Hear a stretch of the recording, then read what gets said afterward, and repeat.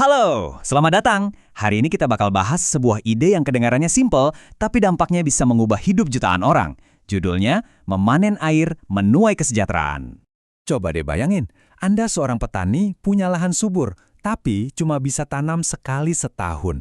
6 bulan sisanya, ya nungguin hujan, gak ada produksi sama sekali. Nah, ini sayangnya adalah realita pahit buat jutaan petani di Indonesia. Tapi, gimana kalau hujan itu bisa disimpan? Pertanyaannya simpel banget kan? Tapi jawabannya, wah, itu bisa mengubah segalanya. Gimana kalau air hujan yang melimpah itu nggak kita biarin lari gitu aja ke laut? Oke, sekarang kita bedah dulu masalahnya lebih dalam. Kita mulai dari judul bagian ini, penantian 6 bulan. Angkanya nggak main-main, lebih dari 4 juta hektar. Coba bayangin deh, luasnya itu seberapa? Lahan subur potensial, tapi nganggur. Tidur selama setengah tahun penuh, cuma gara-gara nungguin air. Potensi yang kebuang itu luar biasa besar. Dan masalahnya nggak berhenti di situ. Ada perubahan iklim yang bikin semuanya makin runyam. Musim kemarau makin panjang, hujan makin nggak bisa ditebak. Jadi, bertani dengan mengandalkan hujan aja, itu jadi makin berisiko tiap tahunnya. Nah, cukup soal masalahnya. Sekarang kita masuk ke solusinya. Sebuah ide yang jenius banget karena kesederhanaannya, memanen hujan. Ini dia intinya, panen air. Konsepnya gampang banget loh.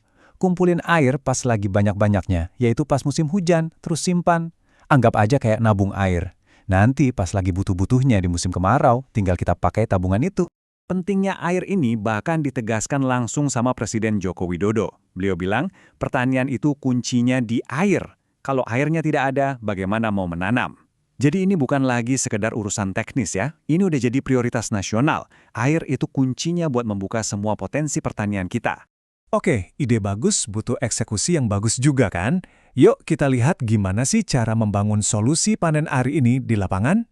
Jadi ada inisiatif nasional besar-besaran hasil kerja bareng beberapa kementerian buat membangun ribuan tempat penyimpanan air. Dan yang penting, ini dibangunnya langsung di lahan-lahan pertanian, jadi solusinya benar-benar sampai ke petani. Nah, salah satu bentuknya yang paling umum adalah embung. Anggap aja ini kayak waduk mini atau kolam penampungan di dekat lahan pertanian. Fungsinya buat nangkap air hujan yang mengalir di permukaan tanah. Ada lagi yang namanya dam parit. Ini pada dasarnya bendungan kecil yang dibangun di parit atau sungai kecil. Tujuannya bukan buat ngeblok air sepenuhnya, tapi buat ngerem alirannya. Jadi airnya nggak langsung bablas. Dengan gitu, air punya waktu buat meresap ke tanah, dan permukaan air di sekitarnya jadi lebih tinggi. Nah kan, jadi lebih gampang buat dialirin ke sawah. Dan yang ketiga ada long storage. Sesuai namanya, ini bentuknya kayak kanal panjang buat nampung air. Cocok banget buat area-area yang tanahnya relatif datar. Nah, mungkin ada yang nanya, kenapa sih bikin yang kecil-kecil ribuan? Kenapa nggak bikin bendungan raksasa aja sekalian? Jawabannya ada di tabel ini. Lihat deh perbandingannya. Proyek skala kecil kayak embung, itu biayanya jauh lebih murah. Bangunnya super cepat, cuma 30-45 hari. Pembebasan lahannya juga gampang, dan yang paling penting, petaninya ikut terlibat langsung. Oke, jadi apa hasilnya? Apa dampaknya? Yuk kita lihat gimana inisiatif ini mengubah kondisi yang tadinya serba kurang jadi serba cukup, bahkan lebih. Grafik ini nunjukin semuanya. Intinya adalah seberapa sering petani bisa panen dalam setahun. Dulu, sebelum ada pemanenan air, ya cuman sekali. Setelahnya, mereka bisa panen 2, bahkan sampai 3 kali setahun. Ini kan lompatan produktivitas yang luar biasa banget. Dan ini bukan cuma angka di atas kertas ya. Contoh nyatanya ada di Nusa Tenggara Barat. Petani di sana yang tadinya nganggur 6 bulan, sekarang bisa produktif sepanjang tahun. Masa penantian 6 bulan itu udah jadi cerita lalu. Kalau dirupiahkan, jadi berapa? Nah, ini dia.